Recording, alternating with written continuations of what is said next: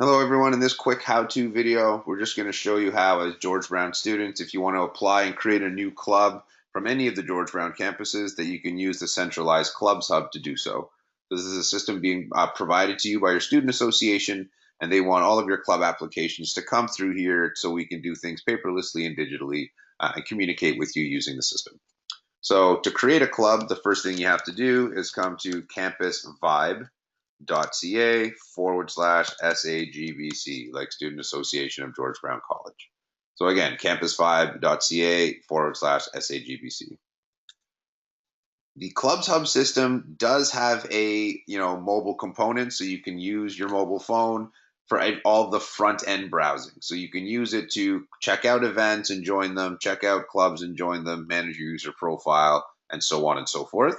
But when it comes to actually applying to create a new club or to create a new event, those functions are specific to laptops and the desktop version of the system, because the SA requires you to submit forms with that application, digital forms that you need to access using your computer. So now that we're at the system, you hit login. You're going to use your George Brown email and the password that you set up for this system to log in. And now once we're logged into the system, to create a club on campus, obviously you hit the clubs button. So come in, you can hit all clubs. It's the fastest way to get there. And once you get here, you'll see a big obvious create group button. So if you hit create group, now you're going to be shown the options that you're allowed to pick from. So if you're a St. James student, you'll see options available to St. James students, and so on and so forth. So club, you want to create a club at St. James, for example, or Waterfront, it doesn't really matter, Casa Loma, it'll work the same way. And then we hit the create group button. The Clubs Hub is here to provide your club with a place to have an automatically generated homepage. So this first sort of 4-section form, very quick to fill out, is what we use, what the system will use to automatically generate a club homepage for you, a club management dashboard, and also a club preview. So when somebody's looking at the club's menu or the club's directory, we'll have a little preview window for your club, and all of that gets automatically populated and generated from the content that you fill out here. So very important that you do this. This is the first phase of a 2-step approval process. You're going to submit this for initial approval, and then if your club requires any specific forms or constitutions or anything, then that'll happen in your club management dashboard. So mandatory field number 1, what's the name of your club going to be? So I'm going to call this Test Training Club, for example. The second mandatory field is who should join. So you can get away with just saying, anyone can join, or, any GBC student or whatever it is, but you have to type something in here. I'm going to say training club. All right. We do highly recommend that you put in your group banner right away. So get a banner image for your club and you upload it here. We use this to populate your club homepage. So if you want to make your club homepage look good, then you got to put that banner in here. The next mandatory field is the group description. So if your club has a overview statement or a mission statement or an objective or some descriptions, then you can feel free to add those descriptions in here, and you can use our formatting tools to jazz up that content, including adding tables or links to other websites or pictures or whatever the case may be. Then we hit the next button. The second part of this is club contact information. So because you're the one applying for the club, we're going to take the email address that we have on file for you and add that in as the primary contact email for this club. If you want to change this, if you want to have a different contact us email for your club, then you would put that in here. So you can change that. You can add a phone number as well. And whatever you put here becomes the contact us button on the front of your club homepage. You also have these optional fields. We highly recommend that you fill them in.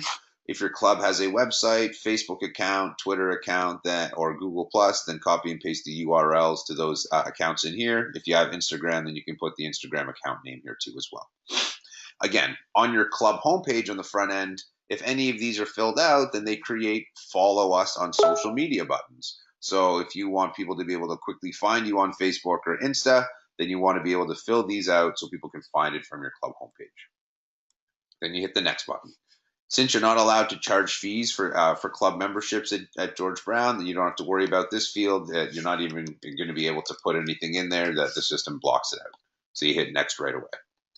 Now, the final page of this initial application is your club homepage profile, your group profile.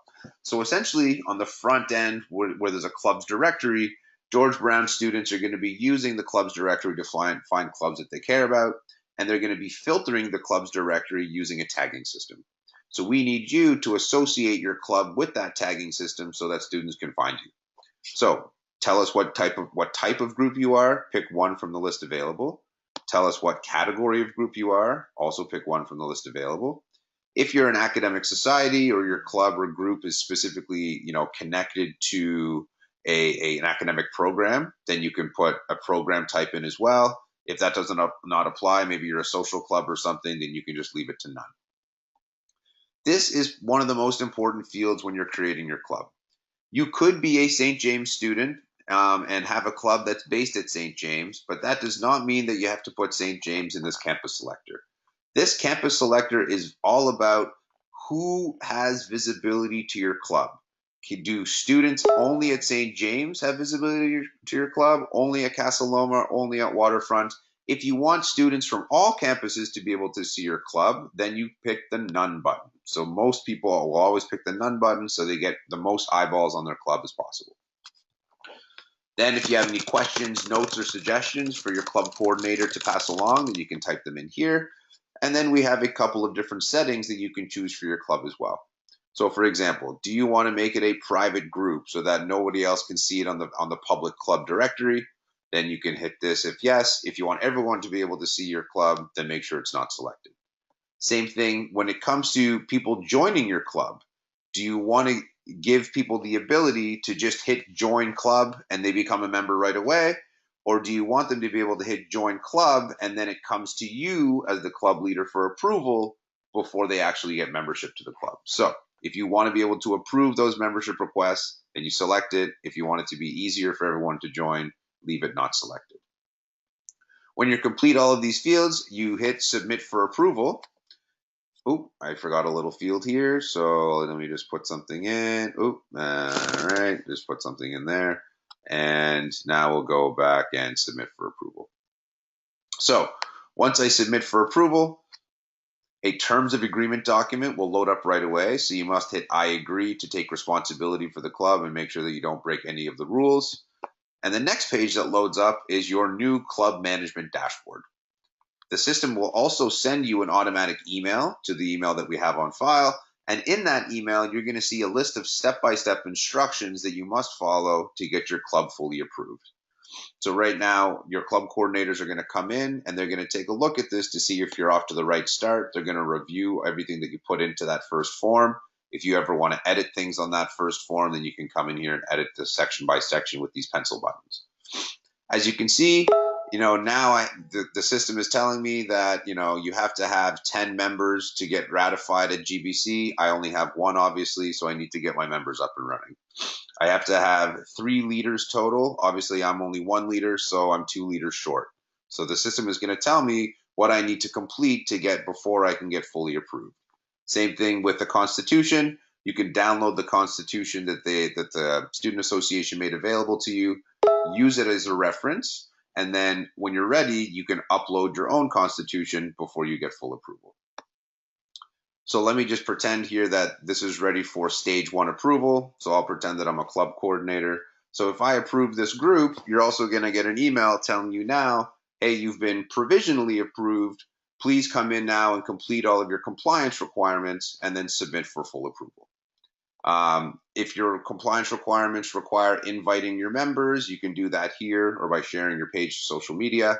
You can do, once members start signing up, any member of your group can be upgraded to leadership status. So you can come in here, name the member, give them a title, and hit add.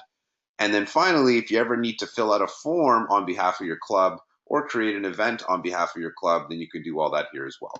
So you can come to the form section inside your club dashboard and submit any of these form requests, directly from here and have all of your club leaders help you out with that. And we also recommend when you want to apply for club events, You always do that from your club dashboard as well. You click on group events, you hit create event, and off you go. So that's it for this quick how-to video. If you have any questions, please let the club's team know at the Student Association. Have a great day.